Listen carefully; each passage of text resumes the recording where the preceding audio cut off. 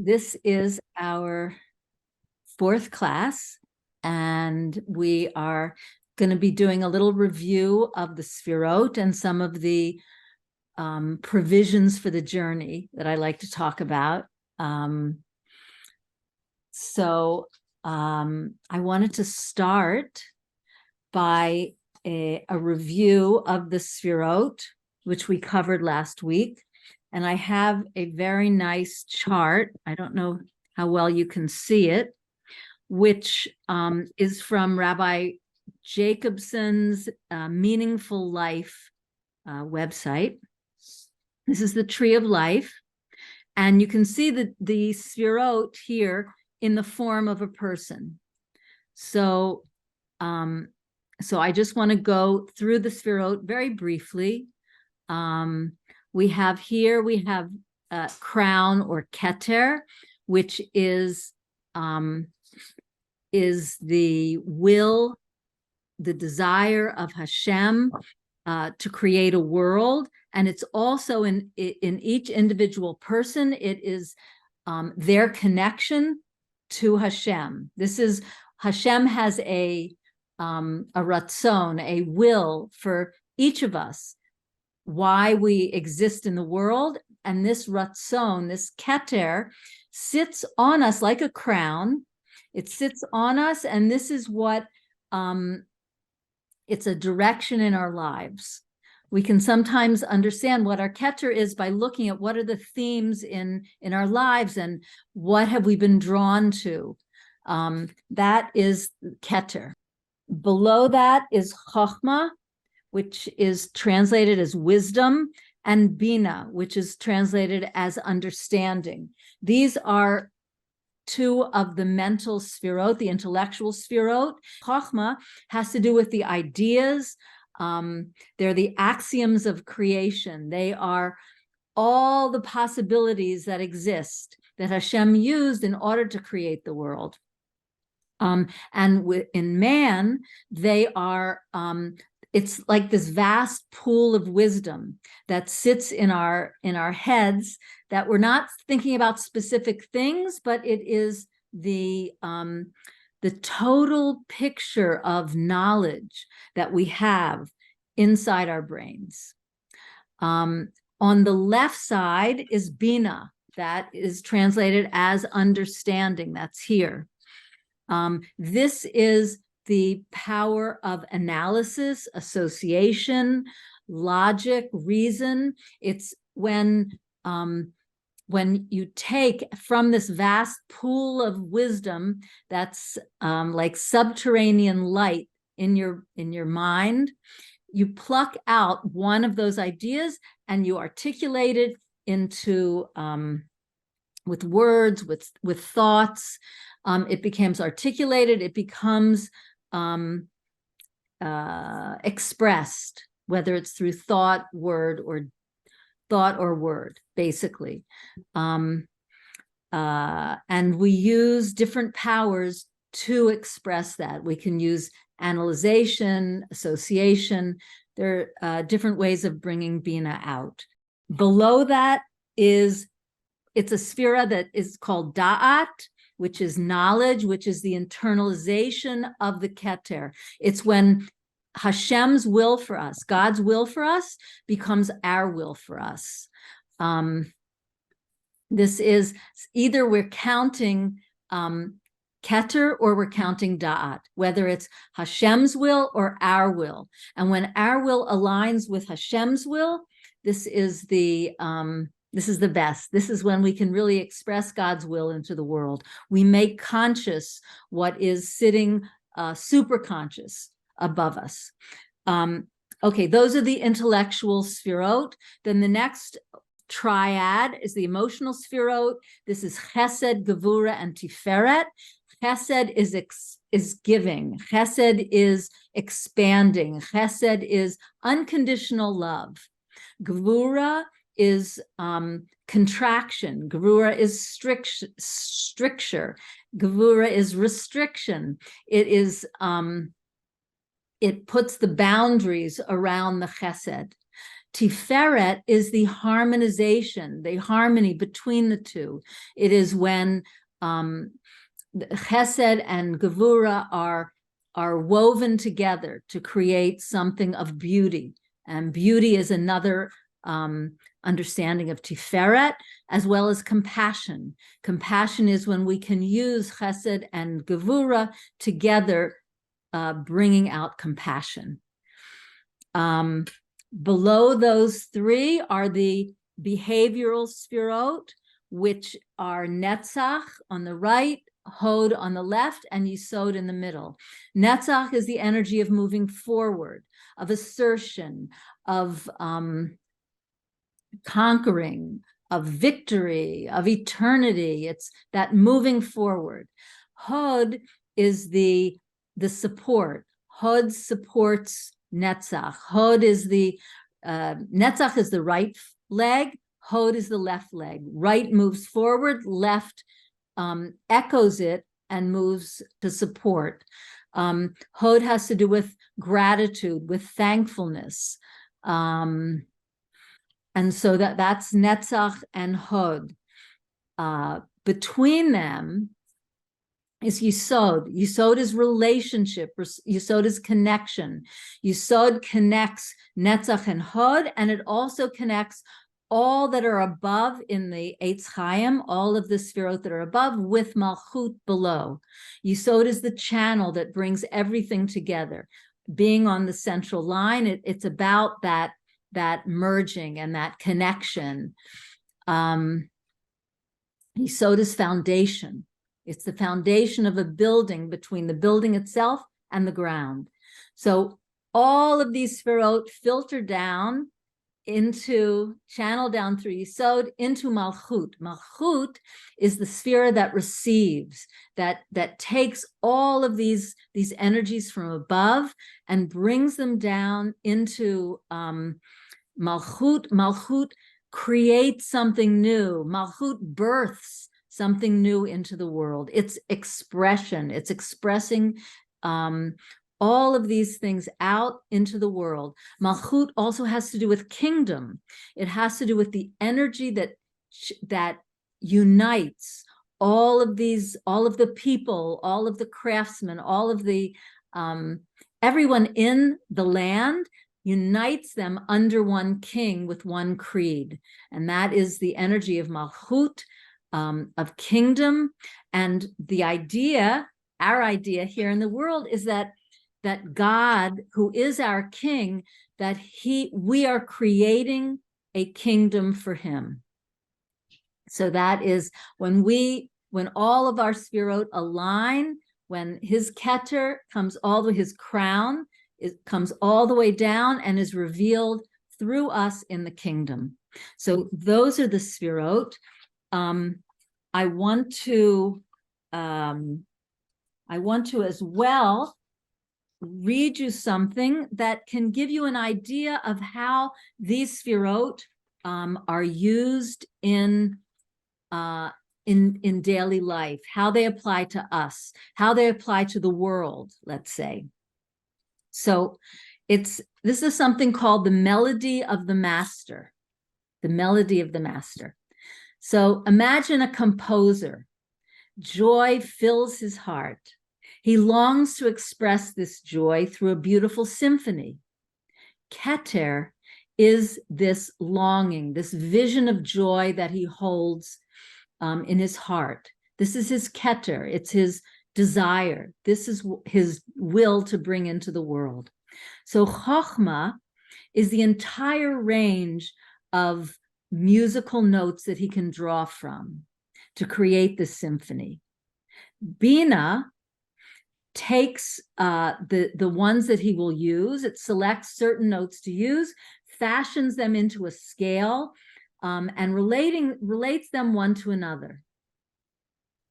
Chesed creates all the possible musical phrases for this work that can express this joy. Gevura limits them to the actual ones that he will use.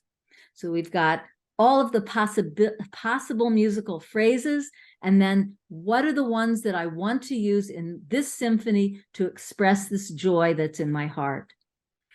Tiferet then weaves together all of these phrases to create a musical dance of harmonies and disharmonies, forming this tapestry of sound that exists first in his mind and then on this page as the musical score.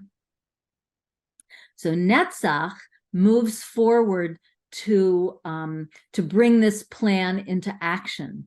Netzach auditions the musicians and introduces them to the music. Hod supports and gives strength to the vision, and the players rehearse carefully, consistently. The producers find a venue for the performance, and they publicize the event. This is Hod. This is what is supporting the vision. So then we come to Yesod. Yesod is present when all the musicians, with their refined skills, tune into each other, adjusting their playing to one another in consonance and harmony with everyone else. And finally, they perform together. They reach out and touch the audience.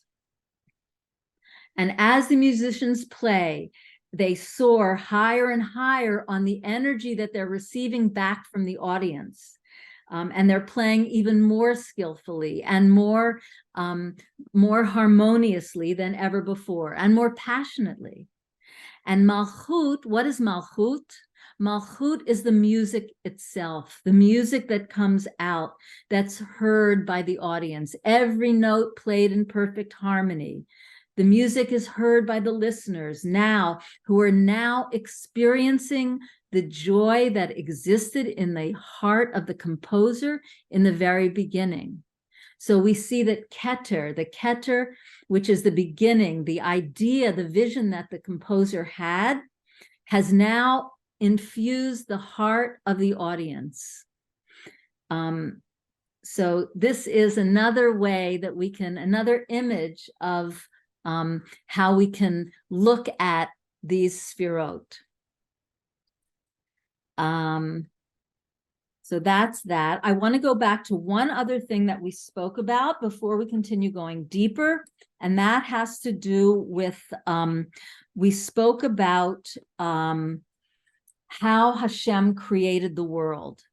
And we said that in the beginning, in the beginning there was just Hashem, and then he contracted himself from a circumscribed place, creating like a bubble, a vacant place of a place that was vacant of his infiniteness, his eternity, and his perfection. So all of these were absent from this vacant space, which we call the halal. And then and within this halal, it seemed to be vacant of all of his eternity, infinity, and perfection, but there was a reshimu, an impression, a faint whisper of these qualities that he had removed or that he had hidden. This is called the reshimu that existed. It's like the impression in wax of a signet seal. You're impressing it into the wax, you're taking it away. What's left is just an impression of it. It's not the seal itself, it's an impression of it. So what was impressed in this halal was this faint whisper of these qualities of God that he had hidden. Now, into this vacant space, he emanated a kav, a ray of light. And this ray of light catalyzed what was in the halal. It catalyzed it to create the sfirot. It organized, it formed what was in the halal into these sfirot. And I have a picture here. This is done by David Friedman. This is the halal. This is the vacant space. Outside of the halal is God's endless light, the Ein Sof, it's called. Now, from the Ein Sof is emanated a ray of light into the Halal. And you can see as it's coming in, as it first connects, you can see here Keter. You can see it in Hebrew written, Keter. First, the light coming in created this Sphira of Keter. It went a little farther in and we get to Chochmah. It created Chochmah. Further in is Bina. And so down through until we get to the very, very middle, which is Malchut. So this is another way of visualizing this, these ideas. Okay? So I hope I didn't confuse you further, but that is our review of last week. So now, moving forward, I want to say that everything, all of the sfirot, all of the everything that we've learned about comes from the 4 letters of God's name, the Yud, He, Vav, and He, the Tetragrammaton. When God brought creation into existence, he did it through these 4 letters. And these 4 letters correspond to the divine qualities that he used to create our reality. So I want to go through them, and we can look at the letters as we're talking about them, and I will point to them as we go through them. Okay, the first letter of the divine name is the Yud. You can see here, the Yud. Notice that the Yud has a little tip. You can see it's a little, what's called a thorn, a kutz. And then there's the body of the Yud. Okay, so the kutz of the Yud, the thorn of the Yud, is like a little hook that's connecting the rest of the Yud up to the Ein Sof, up to godliness above. This hook corresponds to Keter, in the same way that Keter is that transition, is that connection between Hashem and us. So the tip of the Yud connects the body of the Yud up to the Ein Sof, up to godliness itself. The body of the Yud corresponds to Chochmah, that it's the point of infinite light that's containing within it everything that was used to create the world. Now, the next letter in Hashem's name is the He, and this is a He. The He corresponds to the Sphira of Bina, which is the energy of division, discrimination, and association that allows for the creation of the Halal, this vacant space within God's complete unity. So I want to mention, if you'll notice, that in the He is comprised of 2 parts. Here's the He, comprised of 2 parts, which reflects this separation, this division, this discrimination, shall we say. And this corresponds to Bina, the sphere of Bina. Now, the next letter is Vav, the long length of the Vav. And this corresponds to the ray of light that came into the Halal, into the vacant space, bringing with it all of the Midot, Chesed, Gevura, Tiferet, Netzach, Hod, Yisod. There are 6 of those Midot, and Vav has a numerical value of 6. So the Vav corresponds to these Midot, these Sfirot. And the last He in Hashem's name, another He, this corresponds to Malchut. This corresponds to the light coming down from above, held in a vessel. Malchut is the vessel that holds all the light from the Sfirot into this letter. Each of these letters also corresponds to a different dimensional world called an olam. Olam, the word olam, it literally means a hiddenness, hidden. And each of these worlds are, consider them like different dimensions. Here we live in a three-dimensional world plus time, a world of 4 dimensions, you could say. And above that are other dimensions, which we don't have access to them. But the Kabbalistic masters have told us that, yes, there are these different worlds. And they exist, they come from above, they come from Hashem. And as he's contracting his light in order to create our lowest world, there are other worlds. It's a progressive contraction of his light into these other worlds. Each of these worlds are hiding more and more of this light. So just going back to what we learned about each of the letters of Hashem's name correspond to the different sfirot. They also correspond to these different worlds.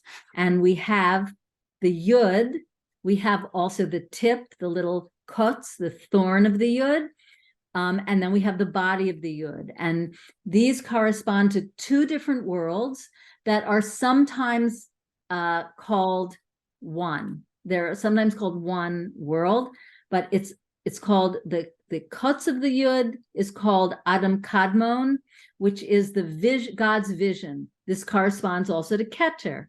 This is God's vision of the kind of world that he wanted to create when he chose to create a world. And this vision it's part of Hashem, but it's also part of us because we are built on this template of his vision. So this is the tip of the yud of Hashem's name and Keter. The next world down is called Atzilut, the world of nearness, and this corresponds to the body of the yud and Chochmah. This is a world of intense intimacy with Hashem and closeness. This is also reflected in Chochmah, because these worlds are very much within Hashem himself. The next world down is where we get into expression, like Bina. It's expressed out. And this is the world of Bria, creation. And this is where the first concepts of individuation from Hashem appear. And this is where the Sfirot start to manifest as distinct entities. This corresponds to the next letter in Hashem's name, the letter Hey. Below Bria is Yetzirah, the world of formation.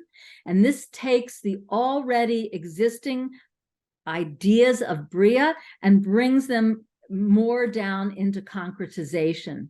And this corresponds to the 6 midot of Chesed, Gevura, Tiferet, Netzach, Hod, and Yisod.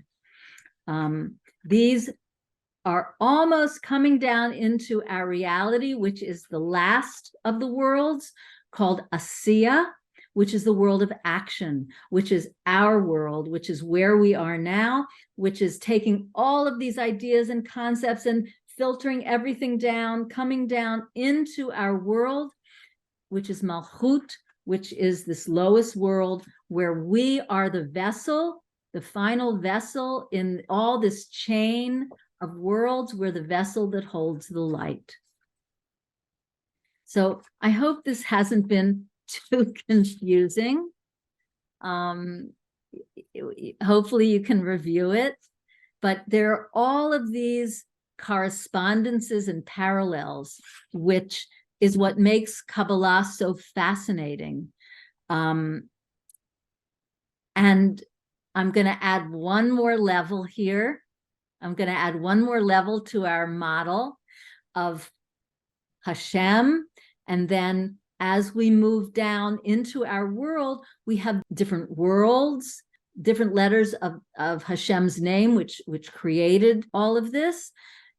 Just as there are different worlds, there are different levels of our soul. Our soul is connected up to Hashem, and there are different aspects to it related to the different worlds. So I'm just going to go through briefly the different levels of the soul. There's the nefesh. The nefesh is the lowest level, actually. That's what's in our bodies. That gives us animation and life. Above that is ruach, which is connected to the world of Yetzirah. It has to do with our emotions. Above that is neshama, which has to do with our intellect, which has to do with the world of bria, which has to do with our with bina. Above that is chaya and yechida, which have to do with chokmah and the higher level of Adam Kadmon, which has to do with our connection with Hashem. And these are parts of us that we don't have so much connection with, but they are there, they are surrounding us. So there's a very interesting model that Rabbi Aryeh Kaplan uses to explain the different levels of the soul. We learn that Hashem blew the soul of man into him. He created man's body from the dust of the earth, from the Adamah, and then he blew the breath of life into him. So Rabbi Kaplan uses the analogy of a glass blower to talk about this process of blowing our neshama, our soul, into us. So it's very fascinating, and I'd like to go through that very briefly.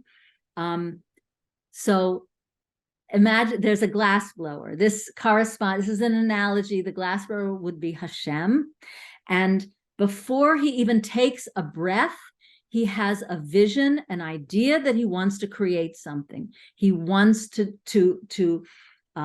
create this beautiful vase or whatever it is that he chooses. So this corresponds to Keter. You can imagine the vision, his will to do it, to create. This corresponds to the Yechida part of our soul. This is our Yechida. This is where we connect with Hashem. The soul itself is still within Hashem. It has not come down into us yet. The next part, the glass blower takes a breath in, he inhales. He takes a breath, and this breath is still in his lungs. This corresponds to the level of Chaya, the living one. This is the breath that is still within the glass blower. This is related to Atzilus and Chochmah. Takes a breath in. As the glass blower begins to breathe out, to blow out, what emanates from his mouth is something that's recognizable as breath. This is our neshama. This is related to the word neshima. Neshama and neshima. Neshima is breath. So as he's breathing out, he's blowing his breath out. He's blowing our neshama into us. And so the neshama comes down, and then the breath of the glass blower is coming down in a stream, which is related to ruach. It's coming down as a stream of air. It can also be like the blowpipe that the glass blower uses to blow into the molten glass to create a shape.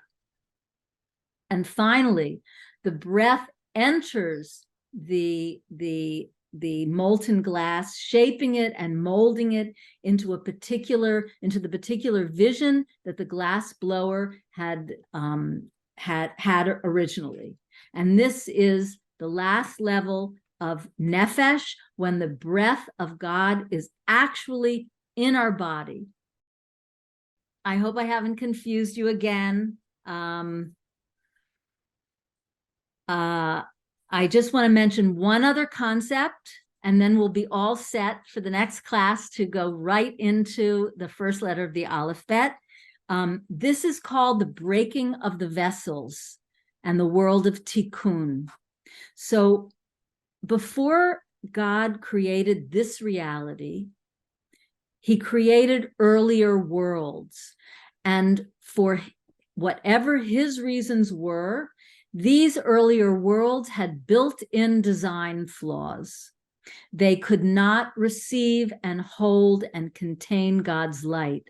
And so as God emanated his light and his breath and his all of his energy into these worlds, they shattered. The worlds shattered. Just as a champagne glass, if you directed a fire hose and tried to fill a champagne glass with the fire hose, it would shatter. So these worlds also shattered. And this is what's called the breaking of the vessels. The shards of these vessels, of these earlier worlds, were what God used he reconstructed a world, our world, based on these shattered vessels. Some of them went back into place. Some of them returned up to Shemayim and are not used. Some of them God built into place for our world, and some of them lie hidden.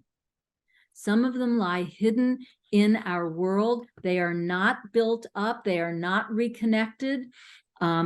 And these are called sparks. These are called the hidden sparks. And we will get to these as we go through the letters. This is why our world is called a world of tikkun, a world of fixing, because it's our job to find these hidden sparks of light and elevate them, weave them back into the creation and back into this network of heavenly lights. So our grandparents and our great-grandparents and our ancestors have done a lot of the work. They've already done a lot of the work, and they've already found a lot of these sparks and elevated them, woven them into creation already.